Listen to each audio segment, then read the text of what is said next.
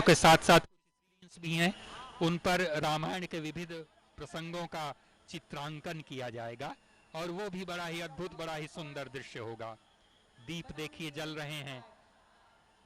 अमावस्या की इस अंधेरी रातों को या कोई भी रात जो अंधेरी हो उसको दीप ही मुकाबला करते हुए, उसका सामना करते हुए रोशनी बिखेर कर उस अंधकार से हमें ले चलते हैं प्रकाश की ओर।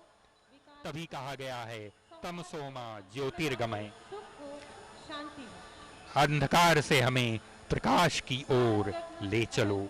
वही है, यही है दीपावली का संदेश, यही है दीपावली का उत्सव। भगवान श्री राम जब 14 वर्षों के वनवास के बाद एक राजकुमार होते हुए भी उन्हें 14 वर्ष वन में बिताने पड़े, अपनी पत्नी माता सीता को रावण के चंगुल से छुड़ाने के लिए युद्ध करना पड़ा, वनवासियों की, वानरों की सेना बना उसको जीत करके माता सीता और भाई लक्ष्मण के साथ जब यहाँ आए तो नगरवासियों ने उस समय दीपावली मनाई थी। और ये देखिए सरजू की तट पर स्थित राम की पैड़ी का सुंदर दृश्य, सरजू जी का जल प्रवाहित होता हुआ, किनारे पर दीप जगमगाते हुए।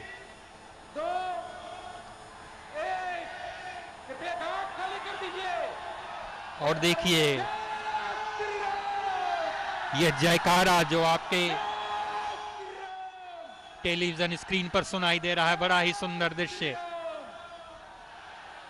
जयकारे लगते हुए, क्योंकि दीपोत्सव का आरंभ हो चुका है।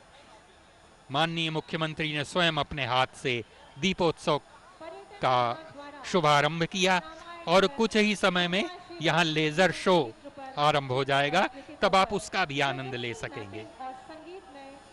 आप देख रहे हैं अयोध्या की राम की पैड़ी से यह सजीव प्रसारण, और इस सजीव प्रसारण में हम आपको दिखा रहे हैं आज का दीपोत्सव।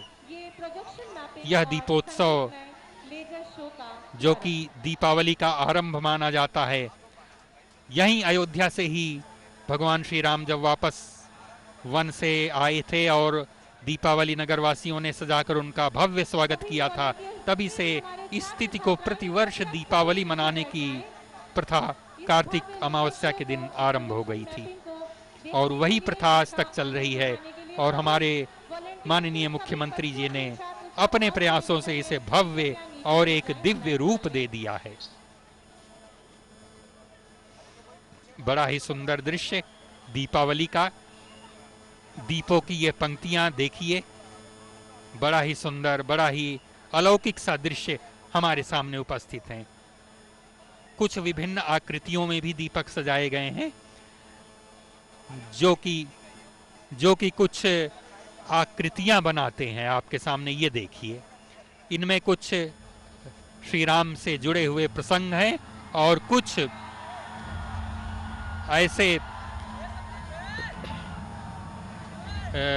चित्र दीपों के द्वारा बनाए जा रहे हैं जो कि बहुत ही सुंदर लगते हैं देखने में। और आपके सामने बहुत तेज स्वर आरंभ हो गए हैं। अब इसका आनंद आप लीजिए।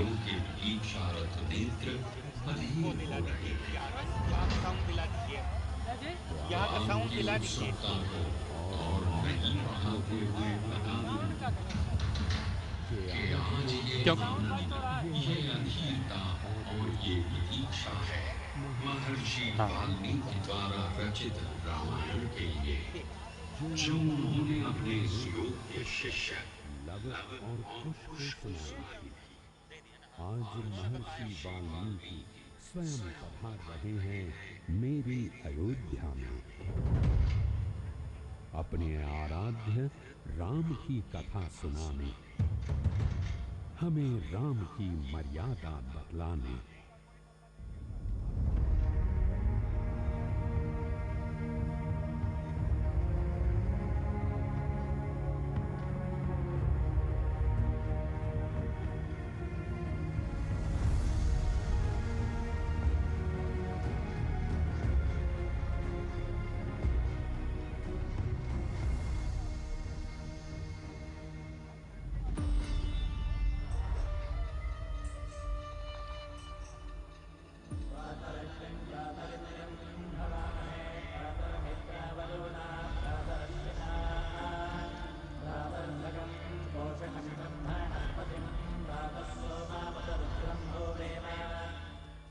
बारंबार कृतज्ञ प्रणाम है धरा के इस परम भाग्यशाली अंश को, राम की पावन पवित्र जन्मभूमि को।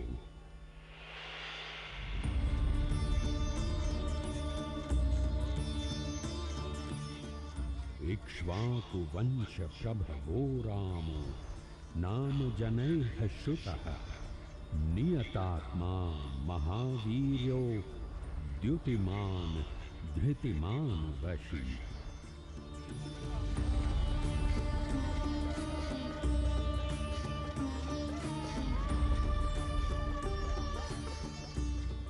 मैं केवल राम कहूं तो मर्यादा के समस्त सर्वोच्च मापदंड स्वतः परिभाषित और स्थापित हो जाते हैं।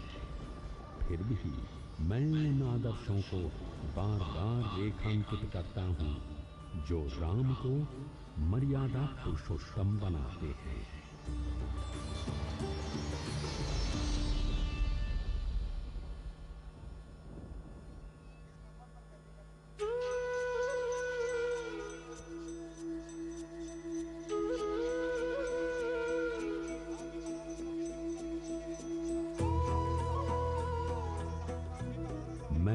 देख रहा हूं अयोध्या नगरी से देवलोक तक हर्ष की ध्वनियां गूंज उठी हैं।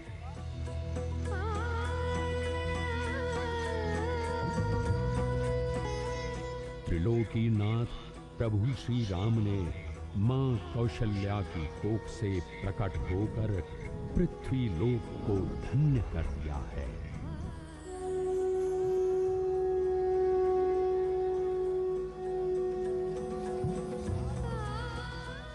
नारायण के बाल स्वरूप के दुर्लभ दर्शन कर देवी कौशल्या कृतज्ञ हो रही हैं।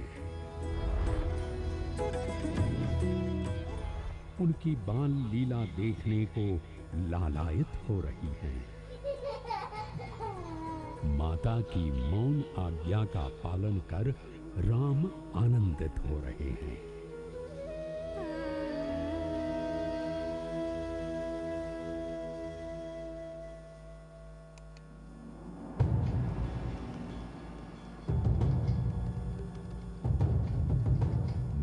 देख रहा हूं इधर राम किशोरावस्था में पदार्पण कर रहे हैं, उधर असुरों का आतंक बढ़ता ही जा रहा है।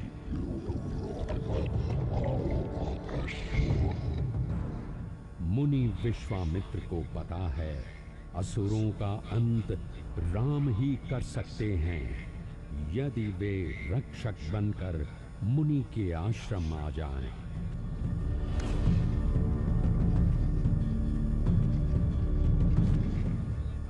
श्री राम लोक धर्म के धारक हैं। गुरु विश्वामित्र के साथ राम सानिध्य मात्र से परित्यक्त अहिल्या का उद्धार कर स्त्री सम्मान का लोक बोध कराते हैं।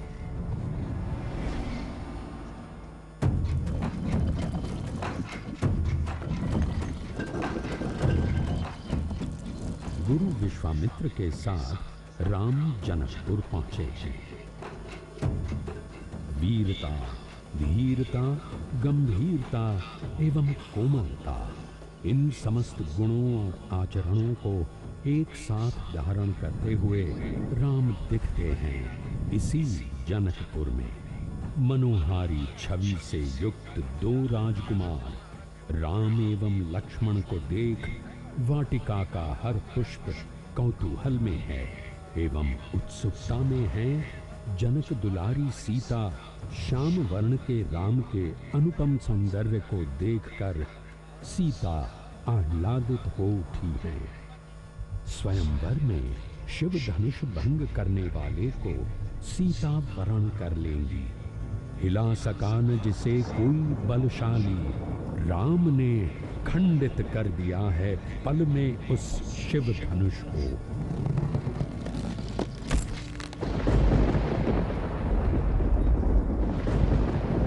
परंतु राम के पौरुष की परीक्षा तो अब होने वाली है। परशुराम के क्रोधपूर्ण आवेश को क्रोध से नहीं, कोमलता से ग्रहण करते हैं श्री राम और वीरों की मर्यादा को नई ऊंचाई देते हैं।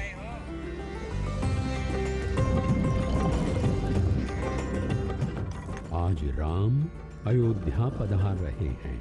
संग में संगिनी सीता है। नगर भर में सीता के सौंदर्य और सिया राम की अनुपम जोड़ी के वर्णन हो रहे हैं, परंतु विधि का विधान तो कुछ और ही संकेत दे रहा है। कैकेयी हठ ठान बैठी हैं। अयोध्या के सिंहासन पर भरत बैठेंगे और राम 14 वर्षों के वनवास को जाएंगे। दशरथ स्तब्ध हैं। स्तब्ध है सारी नगरी। विवादों और विमर्शों से कुल की मर्यादा की रक्षा हेतु राम वन गमन को सहर्ष स्वीकार करते हैं।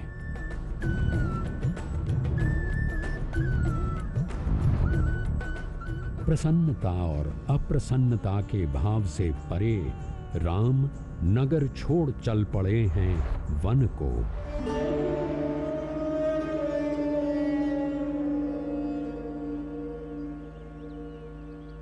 राम केवट को निषाद राज की उपाधि से अलंकृत करते हैं। दोनों समान हैं इसका बोध कराते हैं एवं गंगा पार कराने के लिए विनय पूर्वक आग्रह करते हैं। राम मानव समाज में ऊंच नीच के भेद को नकारते हैं। राम चित्रकूट में अपना सुंदर संसार बसा चुके हैं। उधर कुटुंब एवं अयोध्या वासियों समेत भरत राम को मनाने अयोध्या से चल पड़े हैं। चित्रकूट में भरत को परम स्नेह से सिंचित करते हैं राम। राम, सीता और लक्ष्मण ने चित्रकूट से आगे चलकर पंचवटी में जीवन का आनंद ढूंढ लिया है। अब इस राम कथा में मैं राक्षसी कन्या शूर्पणखा का प्रवेश देख रहा हूं। शूर्पणखा के प्रणय निवेदन को तो कोई सामान्य विवाहित पुरुष भी अस्वीकार कर देता। ये तो राम हैं, तो क्या लक्ष्मण स्वीकार करेंगे शूर्पणखा का प्रणय निवेदन? कदापि नहीं। शूर्पणखा के नासिका विच्छेद के साथ ही शूर्पणखा अध्याय का अंत हो जाएगा, संशय है मुझे। उधर माता सीता ने राम के सामने स्वर्ण मृगछाल प्राप्ति की लालसा प्रकट कर दी है। राम स्वर्ण मृग की सत्यता जानते हैं, परंतु वर वचन की प्रतिज्ञा को धारण करने वाले राम सीता के आग्रह को ठुकरा ही नहीं सकते। मारीच शत्रु है, उसका भेद प्रकट हो गया है, परंतु राम उसे शत्रु भाव से किंचित नहीं देखते। वैकुंठ धाम जाने की उसकी इच्छा भी पूरी करते हैं। मायावी स्वर की सत्यता लक्ष्मण भी नहीं जान पाए। सीता अपनी कुटिया में अकेली पड़ ही गई। सीता लांग गई हैं लक्ष्मण रेखा। अपनी चाल में सफल हो गया है रावण।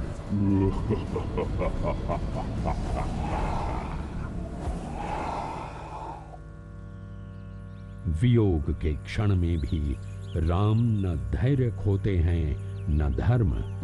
पहुंचे हैं शबरी के आश्रम। सीता का पता पूछना तो एक उद्देश्य है ही।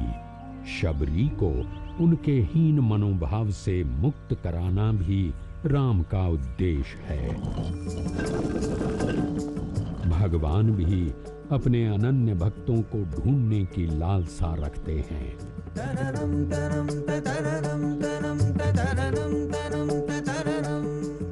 सीता को ढूंढते पर्वतमालाओं पर विचरण करते राम इसी अन्वेषी भाव में प्राप्त कर लेते हैं अपने अनन्य भक्त हनुमान को एवं सुग्रीव को।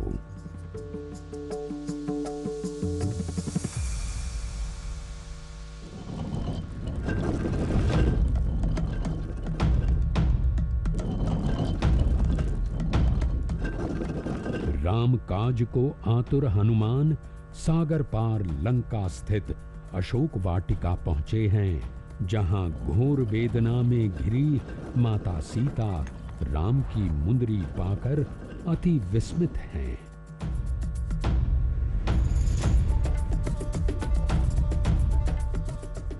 आएंगे प्रभु राम रक्षा को, सीता का विश्वास और प्रबल हो गया।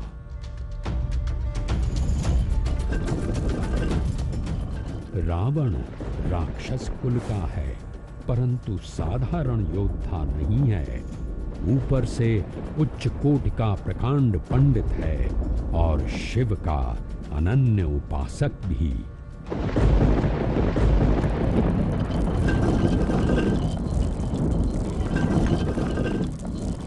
रावण की स्वर्ण जड़ित लंका की दमक राम की भक्ति और प्रतिबद्धता से भरे हनुमान के ओज के आगे मंद पड़ जाती है। हनुमान की युक्ति काम आती है। रावण का स्वर्ण भवन एवं स्वर्ण सज्जित लंका जलकर स्वाहा हो जाती है।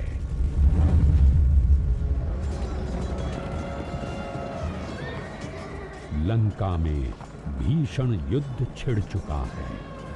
रावण की सेना के एक एक महारथी राम के हाथों मोक्ष को प्राप्त हो रहे हैं, परंतु राम अपने लक्ष्य के प्रति स्पष्ट हैं। राम का लक्ष्य है सत्य की स्थापना।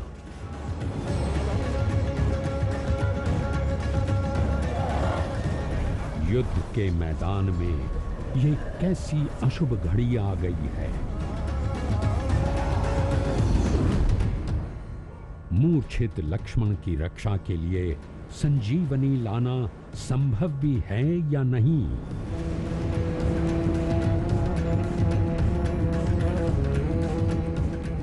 परंतु जो हृदय में धरे है राम की भक्ति, उस हनुमान के लिए क्या संभव क्या असंभव। राम को बोध है रावण के अवगुणों का। राम दंडित करेंगे रावण को और खंडित करेंगे दंभ उसका।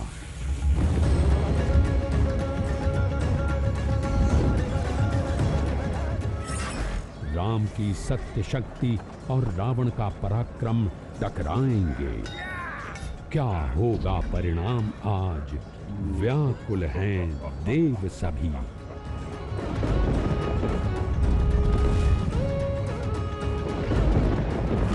राम ने मारे एक साथ 31 बाण। कट गए रावण के समस्त सिर, सूख गया नाभि का अमृत कुंड। गिर गया दशानन धरती पर। जय घोष उठा है देवलोक से।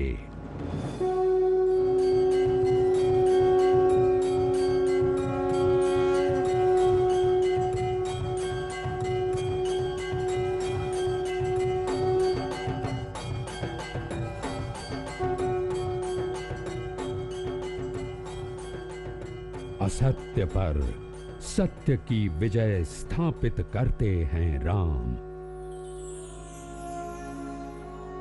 सीता अपने राम को पाकर आज पुनः पूर्ण हो गई हैं।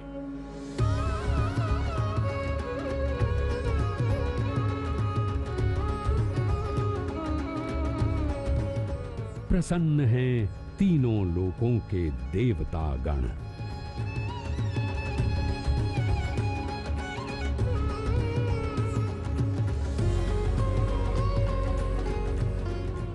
राम की मर्यादा पुनः परिभाषित हुई। मेरी अयोध्या नगरी के अतिशय हर्ष की एक और घड़ी आ गई है।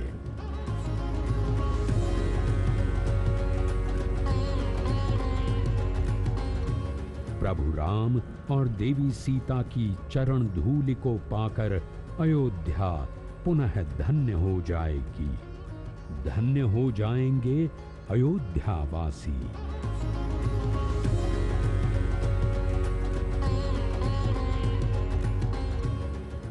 दीपों से सज रही है नगरी सारी।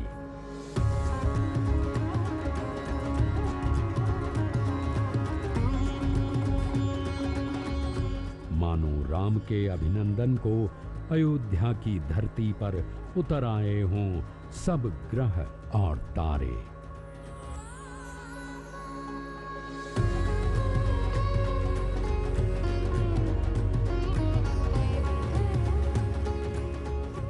दीपमालाओं की स्वर्ण किरणों से आलोकित अयोध्यापुरी की ऐसी शोभा देख देवलोक भी विस्मित और आनंदित है।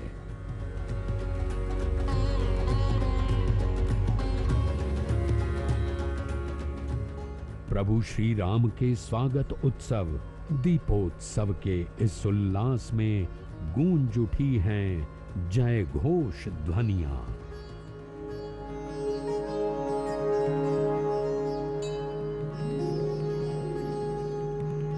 बोलो सियावर रामचंद्र की,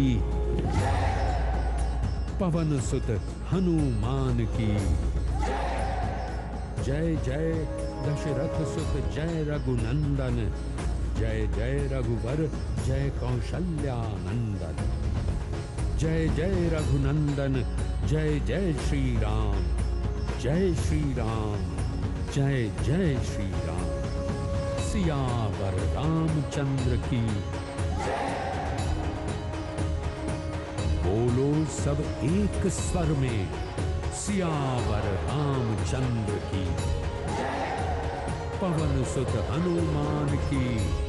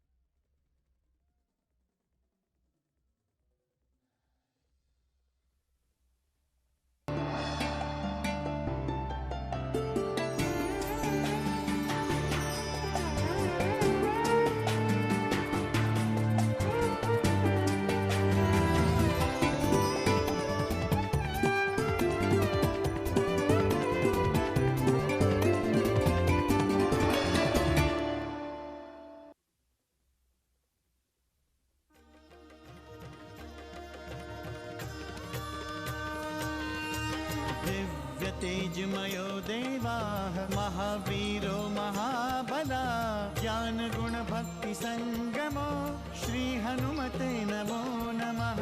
जय हनुमान संकट मोचन जय हनुमान। जय हनुमान संकट मोचन जय हनुमान। केसरी नंदन तिहु जगवंदन अंजनी सुत बलधारी।